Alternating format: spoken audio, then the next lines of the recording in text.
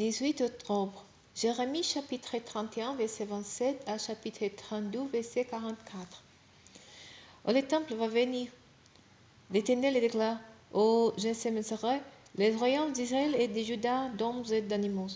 Et comme je veillais sur Rose pour les déraciner et pour les avancer, pour les ruiner et les détruire et pour les faire de mal, je veillerai sur Rose pour construire et pour bâtir. L'Éternel déclare.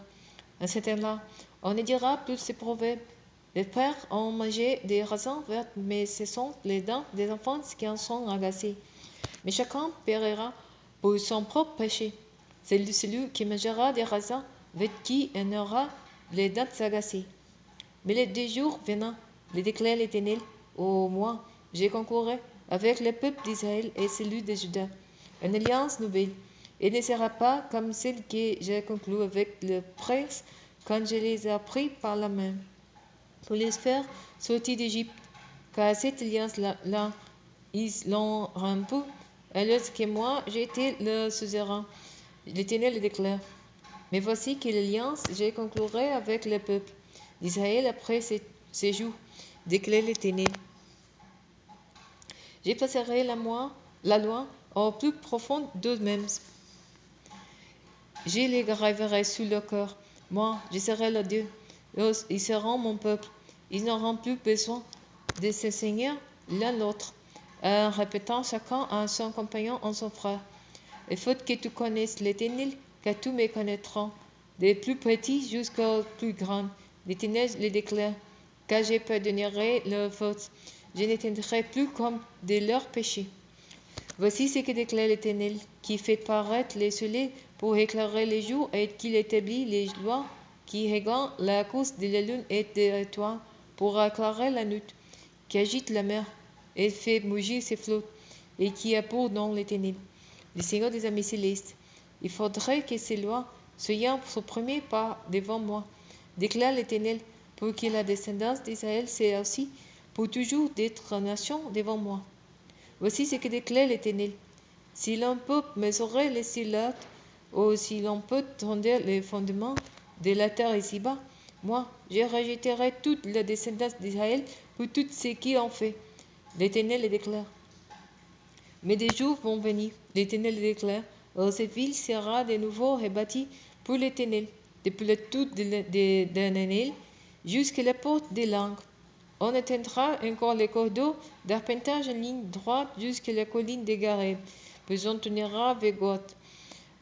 Toute la vallée où l'on jette les cadavres et les sangs grasses, et tous les terrains jusqu'au torrent de Cédron, jusqu'à l'angle où se trouve la porte des chevaux, du côté de l'Orient.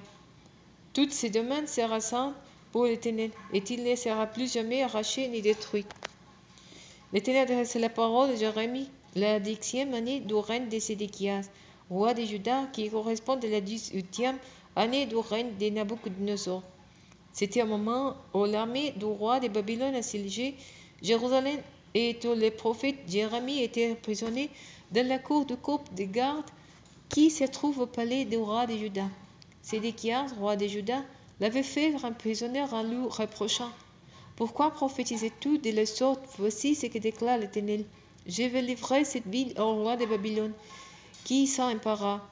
Et Sédéchias, roi de Juda, n'échappera pas aux Chaldéens, mais il sera livré au roi de Babylone, à qui il parlera directement et qui verra face à face. Sédéchias sera amené à Babylone, où il restera jusqu'à ce que je m'occupe de lui. L'Éternel le déclare. Si vous combattez les Chaldéens, vous n'arrivez à rien. Jérémie dit: l'Éternel m'a adressé la parole en ce thème. Anamel, les filles de ton oncle Charles, va venir te voir pour te proposer d'acheter son champ situé à Anathoth-Kar. En vertu du droit de rachat, c'est à toi de l'acquérir. Effectivement, mon cousin Anamel vint me trouver dans la cour du corps de garde, comme l'Éternel me l'avait annoncé, et me dit: achète, s'il te plaît, les champs que je possède à Anathoth, dans le territoire de Benjamin, car par la loi d'héritage, tu as, en vertu du droit de rachat, priorité pour l'acquérir. Achète-le donc pour toi. Alors je sus que l'Éternel m'avait bien parlé. J'achetai donc à mon cousin un ami méchant qui se trouve à Anatote, et j'ai lu un peu les prix des 17 pièces d'argent. J'ai rédigé l'acte d'achat. J'y mis mon sur en présence des témoins que j'avais convoqués, puis j'ai pesé l'argent sur une balance. Ainsi j'ai pris l'acte d'achat qui était celle au figurant les stipulations et les clauses de la transaction, ainsi que les exemplaires qui étaient ouverts, et j'ai remis l'acte d'achat à Baruch, fils de Neria, fils de Maséa, en présence de mon cousin Anamel et des témoins qui avaient signé l'acte, sous les yeux de tous les Judiens qui étaient ainsi dans la cour du corps de garde. Puis j'ai donné à Baruch en présence de tous. Voici ce que déclare le Seigneur des armées célestes, Dieu d'Israël. Prends ces documents, l'acte d'achat qui est scellé et celui qui est sauvé, et dépose l'un des dents en vase de terre cuite pour qu'ils se conservent longtemps. Et voici ce que déclare le Seigneur des armées célestes, Dieu d'Israël. On achètera encore des maisons, des champs et des vignes dans ce pays. Après avoir remis à Baruch, fils de Neria, l'acte d'achat, j'ai dressé cette prière à l'Éternel. Seigneur éternel, c'est toi qui as créé les cieux et la terre par ta grande puissance et en déployant ta force. Pour toi, rien n'est trop extraordinaire. Tu as Yahvé qu'amour envers 1000 générations, mais tu châties la faute commise par les pères sur les enfants. Oui, tu es le grand Dieu puissant qui se nomme le Seigneur des armées célestes. Grand est tes projets, grand est tes œuvres. Tu es les yeux ouverts sur tous les actes des hommes. Tu rends de chacun ce que lui valant sa conduite et les effets de ses actions. Tu as réalisé des signes extraordinaires et des prodiges en Égypte, et jusqu'à jour, oui, au milieu d'Israël et de l'humanité. Et tu t'es fait la renommée que tu es aujourd'hui. Toi, tu as fait sortir d'Égypte ton peuple Israël par des signes extraordinaires et des prodiges et en agissant avec force, en déployant ta puissance, en semant la terreur. Et tu leur as donné tes paix au ruisselant, les lait et les miel que tu avais promis à leurs ancêtres par serment. Ils ont pénétré et ils en ont pris possession, mais ils ne t'ont pas obéi. Ils n'ont pas appliqué ta loi et n'ont rien fait de ce que tu leur avais ordonné.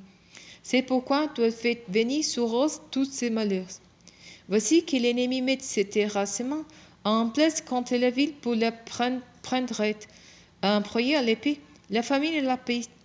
Il sera livré aux Scodins qui la combattent. Ce que tu avais annoncé va se trouver ainsi réalisé, comme tu le vois bien. Et toi, Seigneur, éternel, tu m'as dit, assieds-toi ces champs prises d'argent par devant des témoins, alors que cette ville est en train de tomber aux mains des Scaldins. Mais l'Éternel adressa la parole à Jérémie. Oui, je suis l'Éternel, le Dieu de tout être humain. Y a-t-il une chose qui soit trop extraordinaire pour moi? C'est pourquoi voici ce que déclare l'Éternel. Je vais livrer cette ville aux Chaldiens et à Nabucodonosor, le roi de Babylone, pour qu'il s'empare. Oui, les Babyloniens qui la combattent entreront dans cette ville et y mettront le feu. Ils la brûleront ainsi que les maisons dont les toits ont servi pour brûler des parfums l'honneur des Baals et pour offrir des libations à des dieux étrangers, ce qui m'a irrité. Car les Israélites et les gens de Juda n'ont fait de leur jeunesse ce que je considère comme mal. Les Israélites n'ont fait que m'irriter par tous leurs actes. L'Éternel le déclare. Cette ville a provoqué ma colère et mon indignation depuis qu'on l'a bâtie jusqu'à ce jour. Je vais l'écarter de ma vue à cause de tous les méfaits commis par les Israélites et les gens de Juda, parce qu'ils m'ont irrité. Leurs rois et leurs chefs, leurs prêtres, leurs prophètes, les hommes de Juda et les habitants de Jérusalem. Ils m'ont tourné les dos au lieu de regarder vers moi, alors que je n'ai cessé de les instruire sans me lasser. Mais ils ne m'ont pas écouté, ils n'ont pas accepté l'éducation. Ils ont même installé leurs abominations dans les temples qui m'appartiennent et l'ont ainsi saoulé. Et ils ont érigé des autres lieux consacrés à Baal dans la vallée des Ben-Hinnom, pour brûler leurs fils et l'honneur des Molochs. C'est là une abomination que je n'ai pas ordonnée et qui ne m'est même pas venue à la pensée. Ainsi ils ont fait tomber Juda dans le péché. C'est pourquoi maintenant, voici ce que déclare l'Éternel, Dieu d'Israël, à cette ville, que vous livrez au roi de Babylone, sous l'effet de l'épée, de la famine et de la peste. Je vais les rassembler de toutes les contrées où je les aurai dispersés dans mon nation, dans ma colère et dans mon grand rose. Je les ramènerai ici pour les y faire vivre dans la sécurité. Ils seront mon peuple et je serai le Dieu. Je leur accorderai un cœur et une conduite qui me seront entièrement dévoués, afin qu'ils me craignent toute leur vie durant et cela, pour leur bien et pour celui de leurs enfants après eux. Je concourerai avec eux en alliance éternelle, telle que je ne les délaisserai pas, mais leur ferai du bien. Je les amènerai à me craindre de tout leur cœur pour qu'ils ne se détourneront plus de moi. Je trouverai ma joie à leur faire du bien. Je les implanterai durablement ici, dans ce pays, oui, je les ferai de tout mon cœur et de toute mon âme. Car voici ce que déclare l'Éternel. Comme je fais venir sur ce peuple ces grands malheurs, je leur accorderai ainsi tous les biens que je leur promets. Et l'on achètera des champs dans ces pays qui est, selon vos dires, un pays dévasté, sans homme ni bête, et livré aux Scaldins. On y achètera des champs à prix d'argent. On réduira des aides d'achat que l'on achètera devant témoins, dans les pays de Benjamin et aux alentours de Jérusalem, dans les villes de Juda et les villes de la région montagneuse, dans les villes de la plaine et dans les villes du Negev. Oui, j'accomplirai leur restauration. L'Éternel le déclare.